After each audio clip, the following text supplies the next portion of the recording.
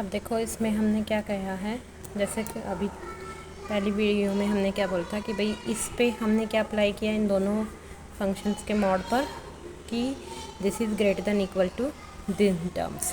अब ये टर्म्स क्या है हमारे पास, इस पर हमने क्या अप्लाई कर दिया है, ये हमने इस पर होल्डर इनइक्वालिटी अप्लाई कर दी है मॉड एफ पर भी और मॉड एफ प्लस जी की पावर पी माइनस वन पर भी। तो पहली टर्म जो है इसके अकॉर्डिंग ये बन गई और सेकंड टर्म ये वाली बन गई। ये मैंने यहाँ पे होल्डर इनइक्वालिटी की देखो डेफिनेशंस भी लिखी हुई है। हम नेक्स्ट क्या किया, फिर ये हमने बनाई इक्वेशन नंबर सेकंड। फिर इक्वेशन नंबर थर्ड के अंदर हमने क्या किया है, देखो जो थर्ड इक्वेशन है उसमें क्या है, मॉड जी mod F plus G P minus one. Second equation में हमने लिया था मॉड एफ, इसमें हमने लिया है मॉड जी। तो this is greater than equal to integral mod G की P whole raise to the power one by P into में integral mod F plus G raise to the power P minus one into Q whole raise to the power one by Q. तो ये हमारी equation बन गई number 3। अब next हमने क्या किया, फिर हमने ये कंसीडर किया कि भाई integral mod F plus G into में P minus one Q whole raise to the power one by Q.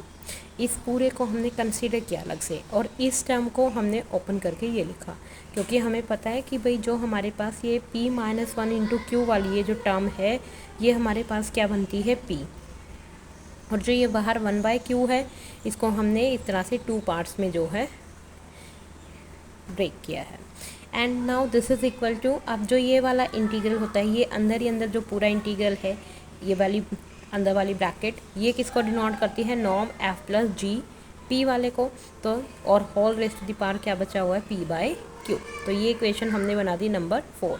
अब नेक्स्ट स्टेप पे हमने क्या किया, जो हमारी ये इक्वेशन नंबर सेकंड है और जो हमारी इक्वेशन नंबर ये थर्ड है, इन दोनों को हमने क्या कर दिया ऐड। जब इन दोनों को हम ऐड करेंगे तो देखो हमारे पास क्या बनेगा, integral mod F plus mod जी और इनटू में, अब क्यों जो सेकंड और थर्ड की लेफ्ट हैंड साइड है उन दोनों को जब हम कंबाइन करेंगे तो जो मॉड एफ प्लस जी की पी माइनस वन है दोनों इक्वेशन में सेम है तो हमने इसको कॉमन रखा यहाँ। तो क्या बन गया, mod F plus mod G into में मॉड एफ प्लस जी की P minus one and this is greater than equal to norm. अब ये पहले वाली इंटीग्रल किसको डिनोट करता है, नॉर्म एफ पी को, ये वाला नॉर्म जी पी को। तो ये दोनों फिर से देखो पीछे वाली ब्रैकेट दोनों में सेम है तो फिर से ये दोनों क्या बन गए, इधर कॉमन पार्ट में चले गए। तो यहाँ पे हमने किसका यूज़ कर दिया इसके अंदर, इक्वेशन नंबर 4 का। अब नेक्स्ट क्या कहता है, नाउ दैट इम्प्लाइज, अब जो हमारे पास जो पीछे वाली इक्वेशन थी देखो इस इक्वेशन के अंदर जो हमारी ये वाली टर्म है इस टर्म को हमने क्या किया, हम अपनी लेफ्ट हैंड साइड पर ले गए। लेफ्ट हैंड साइड पर लेके जाएंगे तो क्या बनेगा, integral mod F plus mod G into में मॉड एफ प्लस जी की पी माइनस वन और अपॉन में ये वाली टर्म लेके आए हैं तो नॉर्म एफ प्लस जी की पी और अपॉन में पी बाय क्यू। नाउ अब राइट हैंड साइड पे क्या बचा, greater than equal to norm F P plus norm G Q. That implies integral mod F plus G into में mod of F plus G की P minus one, क्योंकि हमें पता है कि भाई जो हमारा ये वाला मॉड है किस पे खुलता है, less than equal to mod F plus mod G पे खुलता है। तो ये टर्म भी क्या हो जाएगी, greater than equal to this. तो this is greater than equal to norm F P plus norm G Q. नीचे वाले टर्म हमने एज इट इज रखे।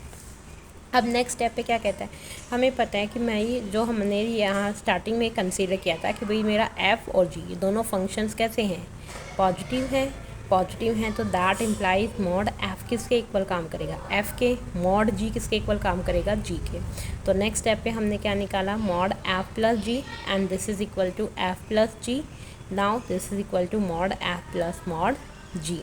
तो देयरफॉर फ्रॉम इक्वेशन नंबर 5, तो इक्वेशन नंबर जो 5th है देखो इस इक्वेशन नंबर 5th के अंदर हमने क्या किया, जो मेरा ये मॉड एफ प्लस जी इसकी जगह हमने क्या रखा, मॉड एफ प्लस मॉड जी। मतलब इस इक्वेशन को यहाँ पे हमने इसके बिहार पे कैसे इस स्टेप से इसको कैसे यूज़ किया वो एक्सप्लेनेशन हमने यहाँ नीचे डाली।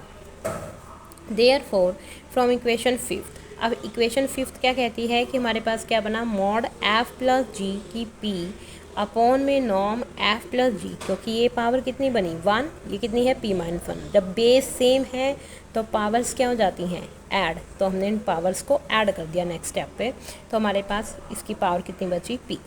Now this is equal to norm F plus G P whole raise to the power P, क्योंकि जो ऊपर वाला इंटीग्रल है ये इस चीज़ को डिनोट करता है, डेफिनेशन बोलते हैं नॉर्म पी की।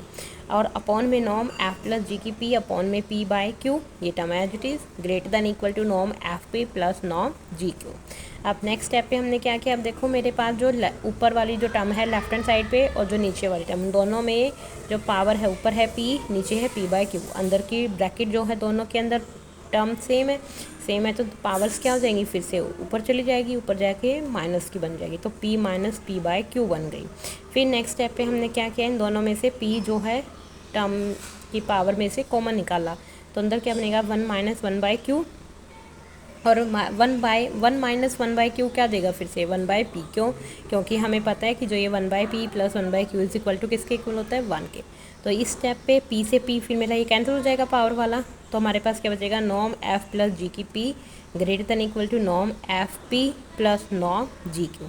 तो ये वाली मिंकोवस्की इनइक्वालिटी हमने यहाँ पे डिस्कस की है, कौन सी, जब मेरी p की वैल्यू 0 और 1 के बीच में जो है लाई करती है।